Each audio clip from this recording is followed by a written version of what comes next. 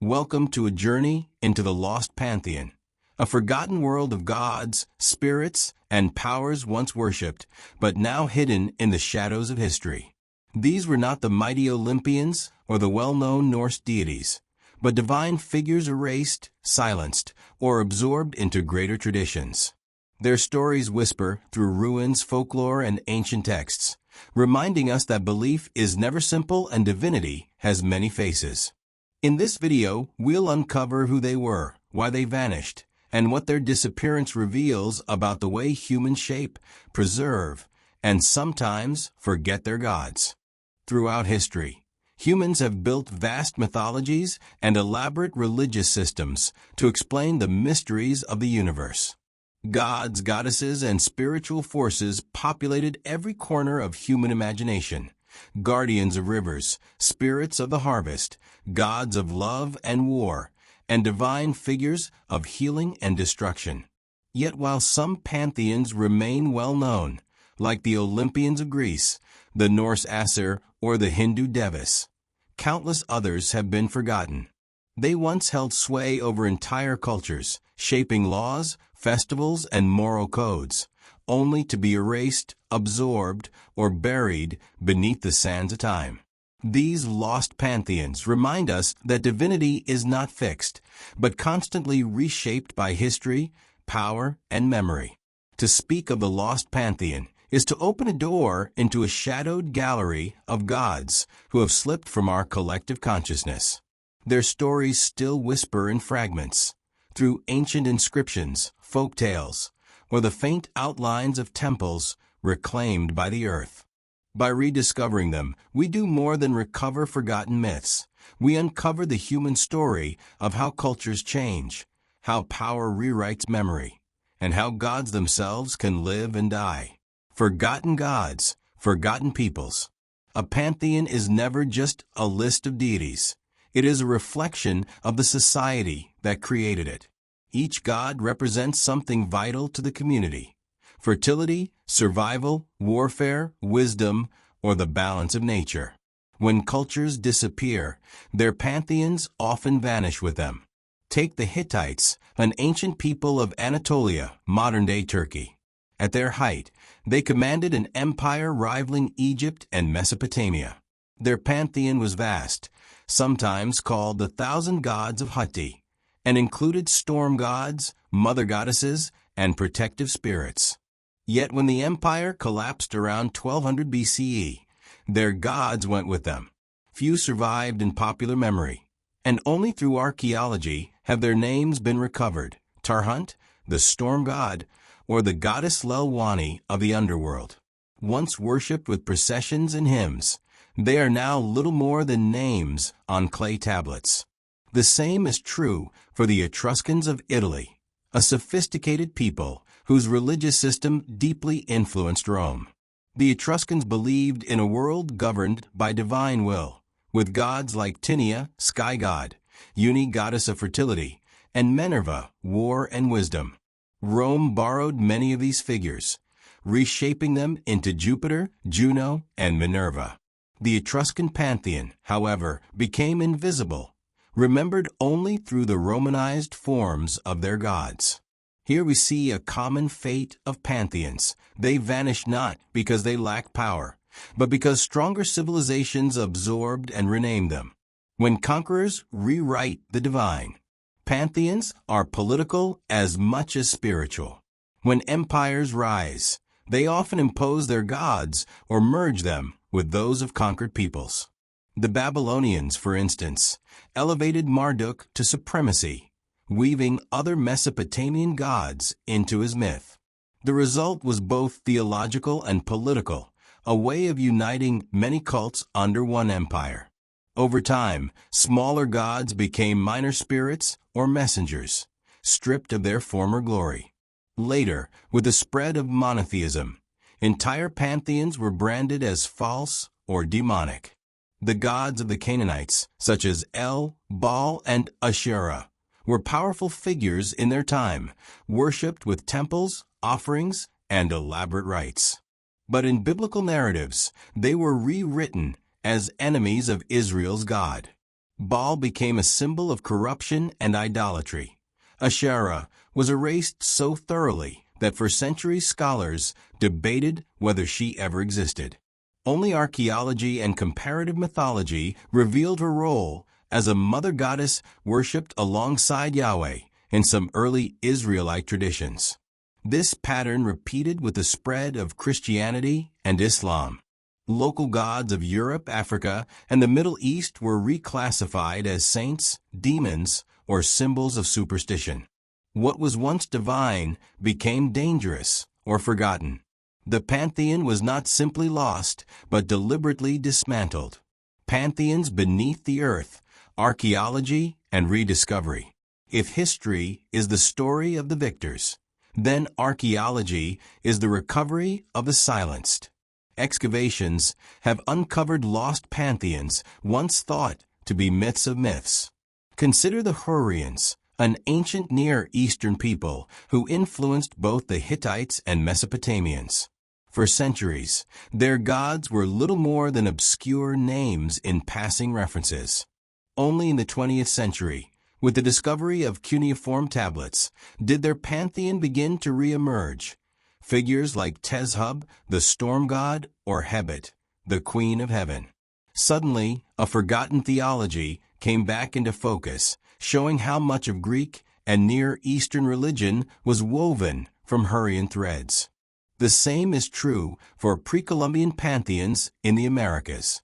While the Aztecs and Mayans are better known, many smaller Mesoamerican cultures had their own rich divine hierarchies. The gods of the Zapotecs or the Mixtecs, once central to regional identity, now exist in fragments, glyphs carved into stones, faint echoes in indigenous traditions. For centuries, colonization and Christianization sought to erase them, but oral tradition and archaeology ensure they are not completely lost. Even Europe hides its forgotten gods. Before the Norse pantheon dominated Scandinavian lore, local cults worshiped spirits of forests, mountains, and rivers. Some of these beings survive as folkloric creatures, elves, dwarves, trolls, but stripped of their divinity. Folklore is often the graveyard of forgotten gods, preserving them in diminished form. Why pantheons vanish? The disappearance of pantheons is rarely simple. Some fade because their worshippers disappear through conquest, disease, or assimilation. Others are rebranded, their gods becoming aspects of new deities. Still others are erased intentionally, victims of religious, reform, or ideological purges. Several forces stand out. Cultural absorption. Larger empires adopt and reshape smaller gods, as Rome did with Etruria. Religious competition. Monotheistic religions actively demonize or suppress rival gods. Political shifts. New rulers promote their patron deities, sidelining others. Loss of records. Oral traditions die out, temples crumble, and memory fades. Yet, pantheons never truly disappear. Echoes remain in language, place names, folk tales, or even customs. A modern festival may unknowingly echo a forgotten rite. A fairy tale may disguise an ancient god in mortal form. Echoes of the lost in the present. Though we call them lost, these pantheons are not gone beyond recovery. Their presence lingers in surprising ways. The Norse goddess Eostre, for example, is scarcely mentioned in ancient sources, yet her name survives in the word Easter. Similarly, Roman rituals to Pomona, a goddess of fruit, survive faintly in harvest festivals. African traditional religions, once suppressed under colonialism, are remembered through syncretic faiths like Vodou and Candomblé, where gods known as Loa or Orixes preserve echoes of Yoruba, Fon, and Bantu pantheons. Even in literature and popular culture, lost pantheons find new life. Fantasy novels, video games, and films often resurrect forgotten gods or invent new ones inspired by obscure traditions. In a strange way, they return, not as objects of worship, but as archetypes of storytelling. the human need for many gods. Why do pantheons arise in the first place? Why not always one god? The answer lies in diversity. Human life is too complex for a single figure to embody. By creating pantheons, cultures express the richness of existence. Each god personifies an aspect of life: storm, sea, fertility, death, love, justice. Together, they form a mirror of human concerns. When pantheons are lost, humanity does not lose the concepts they represent. Instead, those forces are absorbed into new frameworks. The storm god becomes a saint who blesses the harvest. The mother goddess becomes the Virgin Mary. The trickster becomes a devil or a mischievous spirit in folklore. In this way, pantheons never fully vanish, they transform. The mystery of the silent gods. Perhaps the greatest fascination of lost pantheons is their silence. We do not know how their worshippers truly felt, what prayers they whispered, or what personal relationships they had with these deities. We can reconstruct rituals, read hymns, and study temple ruins, but the emotional and spiritual dimension is often irretrievable. This silence invites imagination. It also raises questions. Do gods die when no one believes in them? Or do they live on in the collective unconscious, waiting to be remembered? Some modern thinkers, inspired by Carl Jung and Joseph Campbell, argue that gods are archetypes, psychological realities that never disappear, only shift forms. By this view, the lost pantheon is never truly lost, but always alive beneath the surface. Why recover the lost pantheon? One might ask, why does it matter? Why study gods no one worships anymore? The answer lies in understanding humanity itself. Each pantheon is a map of meaning, a way a culture understood life, death, and the cosmos. To recover them is to recover voices otherwise silenced. Furthermore, forgotten pantheons remind us that religion is not monolithic. It shifts, adapts, and evolves. They challenge the idea that today's dominant faiths were inevitable. History could have unfolded differently, with other gods at the center. The Khazars once chose Judaism against the pull of Islam and Christianity. The Norse clung to Odin and Thor for centuries against Christianization. The Mayans still preserve aspects of their pantheon alongside Catholic saints. To study lost pantheons is to see history not as destiny, but as a tapestry of choices. Finally, these pantheons inspire awe. They expand our imagination of what the divine can be, beings of sky and sea, fire and stone, love and vengeance. They reveal the creativity of human spirituality, the endless ways people have envisioned the sacred. Remembering the forgotten gods. The story of humanity is inseparable from the story of its gods. Across time and continents, people turned to the divine for comfort, guidance, and explanation. Some gods became immortal in memory: Zeus, Odin, Vishnu, Isis, etched into the collective consciousness through art, literature, and cultural continuity. Yet far more deities slipped into obscurity. Their temples fell, their worshippers vanished, their stories fragmented. What remains are echoes, inscriptions in crumbling stone, glyphs carved into clay, and faint whispers preserved in folklore. When we speak of the lost pantheon, we are not describing a single group of gods, but a vast constellation of forgotten divine families scattered across history.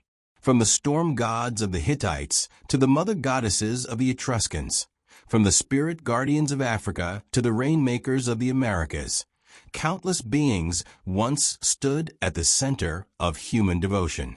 Their names remind us that history is not only about what survives, but also about what is erased.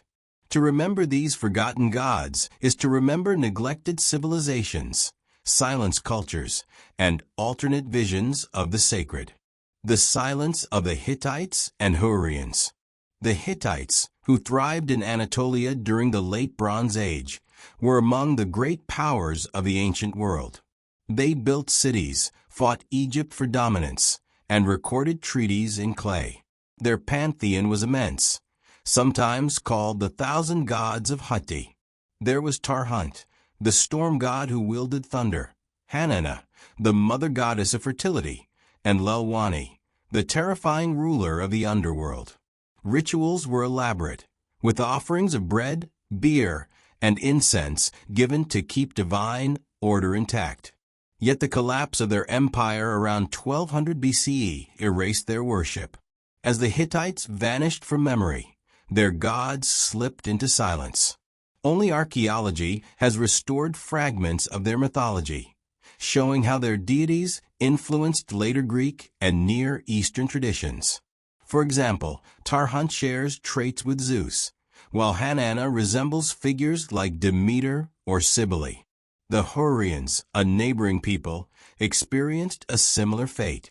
Their gods, such as Tezhub and Hebet, shaped regional religion, but were later absorbed into Hittite and Mesopotamian systems. What survives is not a living faith, but scattered hymns, mythological fragments, and passing references. These gods remind us that cultural memory is fragile. One empire's fall can silence an entire pantheon. The forgotten Etruscans. Before Rome became an empire, Italy belonged to the Etruscans, a sophisticated people whose art, architecture, and religion profoundly influenced Roman civilization. Their gods reflected a structured cosmos governed by divine will. Tinia ruled the sky, Uni embodied fertility and queenship, and Minerva presided over war and wisdom. They had their own underworld deities, like Charon, a grim psychopomp unlike the later Roman Mercury. But when Rome rose to power, it absorbed the Etruscan pantheon. Tinia became Jupiter, Uni became Juno, Minerva became Minerva. Over time, the distinct identity of these gods was erased. Today, most people know the Roman versions, but not the Etruscan originals. Remembering the Etruscan gods highlights how cultural appropriation can lead to invisibility. Their pantheon was not weak. It was overshadowed by Rome's vast historical reach. The Canaanite gods, demonized and erased. Among the most dramatic examples of forgotten gods are the Canaanites, whose pantheon once dominated the Levant. El, the high god, presided over creation. Baal, the storm and fertility god, was a powerful figure worshipped with seasonal rituals. Asherah, mother goddess and consort of El, symbolized life and nurturing. These gods were central to Canaanite identity, shaping agriculture, kingship, and law. But when Israelite religion evolved towards strict monotheism, these gods were recast as enemies. The Hebrew Bible repeatedly condemns Baal worship, portraying it as idolatry and corruption. Asherah was erased so thoroughly that her role as a goddess was denied for centuries, until archaeology uncovered inscriptions mentioning Yahweh and his Asherah. What had once been holy became heresy. This erasure shows how new religious systems deliberately silence rival pantheons. To remember the Canaanite gods today is to recognize that Israelite religion did not emerge in isolation, but was shaped in dialogue, and often conflict, with surrounding traditions. Africa's hidden pantheons. Africa's religious landscape is incredibly diverse, yet many of its pantheons were suppressed or overlooked under colonialism and missionary expansion. The Yoruba pantheon, for instance, remains influential, with orishas like Shango, thunder, Ashen, love and rivers, and Yemoja, motherhood and the sea. While not lost, Yoruba religion was scattered through the Atlantic slave trade, surviving in syncretic forms like Candomblé and Santeria. Other African pantheons, however, remain in the shadows. In ancient Nubia, gods like Apidmak, the lion-headed war deity, or Ammonius of Nepeta, commanded temples and processions. With the decline of Nubian kingdoms and the spread of Christianity and Islam, their worship disappeared. Similarly, countless localized deities, river spirits, fertility gods, ancestral guardians, were absorbed into folk tradition or erased by new religions. Remembering African pantheons is essential because they represent both continuity and resilience. Even when suppressed, many gods survived in hidden ways, blending into new cultural forms. The Mesoamerican pantheon beyond the Aztecs. When we think of Mesoamerican gods, names like Quetzalcoatl or Huitzilopochtli come to mind. Yet the Aztec and Maya pantheons were not the only ones.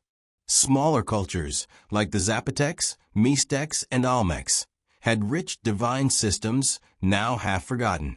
The Zapotecs worshipped Cosijo, a rain and lightning god, while the Mixtecs honored Zawi, another rain deity essential for crops. These gods once held festivals, inspired temple art, and structured calendars. Spanish colonization, however, declared them demonic, replacing their worship with Catholic saints.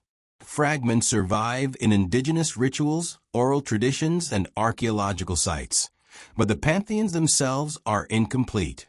They remind us how colonization not only conquered lands, but silenced gods.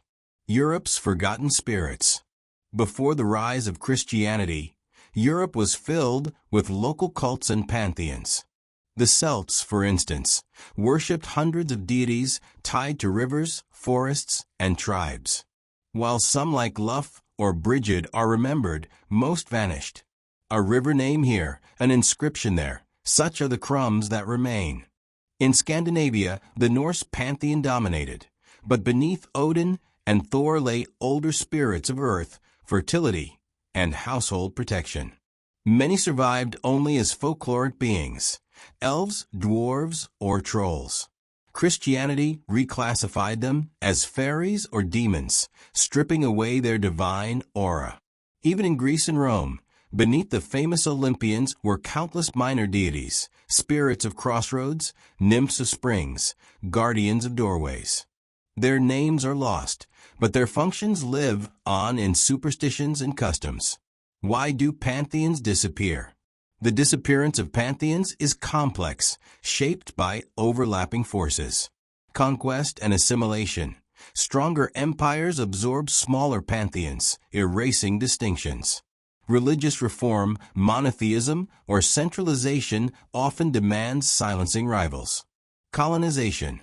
Conquerors demonize local gods to enforce new beliefs. Loss of transmission. Oral traditions die out, temples collapse, and written records vanish. Syncretism. Gods survive in disguised forms, but their original identities fade. These forces remind us that gods are not only theological, but also political. To erase a pantheon is to erase a people's worldview. Echoes that still remain. Though many gods are forgotten, their echoes linger. Place names preserve divine memory. Rivers, mountains, or cities often carry the names of once-honored gods. Folklore hides them in stories of spirits, fairies, or demons. Seasonal festivals sometimes echo old rituals, even if their meaning has changed. For example, Easter's name may reflect the Anglo-Saxon goddess Eostre. The Roman Pomona, goddess of fruit, lingers faintly in harvest customs. African orishas, once forbidden, live on in diasporic religions like Vodou. Even literature and popular culture bring them back. Forgotten gods reappear in novels, games, and films, resurrected not as objects of worship, but as archetypes of imagination. Do gods die? The phenomenon of forgotten gods raises a haunting question. Do gods die? If divinity is sustained by belief, then the fall of a culture can extinguish its gods. But if gods are archetypes, psychological realities within the human imagination, they never truly vanish. They merely change names, masks, and functions. Carl Jung and Joseph Campbell suggested that gods represent universal patterns of human experience. The mother goddess, the storm bringer, the trickster, the death lord. These archetypes recur in every culture. When one pantheon disappears, another reemerges with familiar roles. By this view, the forgotten gods are not dead but transformed. The value of remembering. Why should we remember gods no one worships? Because they are part of humanity's story. Each pantheon reveals how a culture made sense of existence, how it found meaning in the cycles of life, death, and renewal. To study them is to listen to silenced voices. Remembering also challenges the illusion of inevitability. The gods we know today, whether worshipped in temples or enshrined in literature, are survivors of historical processes. Things could have been different. Another god, another pantheon, might have shaped our world. To recall the forgotten gods is to glimpse alternate histories. Finally, remembering them expands our imagination. It reminds us that divinity is not confined to one form. It can be many, diverse, and fluid. Forgotten gods enrich our understanding of what the sacred has meant to humanity. The whisper of forgotten names. The Lost Pantheon is not a singular entity, but a vast gallery of divine figures once central to human life and now largely forgotten. From the Hittites and Hurrians to the Etruscans and Canaanites, from Nubian lion gods to Zapotec rainmakers, from Celtic river deities to nameless household spirits of Europe, these gods once guided prayers, rituals, and hopes. Their disappearance tells us much about history, about conquest, assimilation, suppression, and memory. Yet they are not completely gone. Their names echo in inscriptions, their functions survive in folklore, and their archetypes endure in new guises. To remember them is to honor the diversity of human spirituality, and to acknowledge that history is not only written by the victors, but also whispered by the forgotten. The forgotten gods do not demand our worship, but they invite our attention. They remind us that silence is not absence, and that the divine, once spoken, never entirely disappears. To remember them is to remember ourselves, the endless human search for meaning, reflected in countless divine faces across time. And so we close our exploration of a lost pantheon, a realm of forgotten gods and silenced voices that once guided entire civilizations. Though their names may have faded, their echoes remain in myths, rituals, and cultural memory, shaping us in ways we barely notice. Their loss reminds us that history is not just about what survives, but also about what is erased. If you enjoyed uncovering these hidden deities, don't forget to like, share, and subscribe for more journeys into the mysteries of myth and history. Until next time, keep listening to the whispers of the forgotten.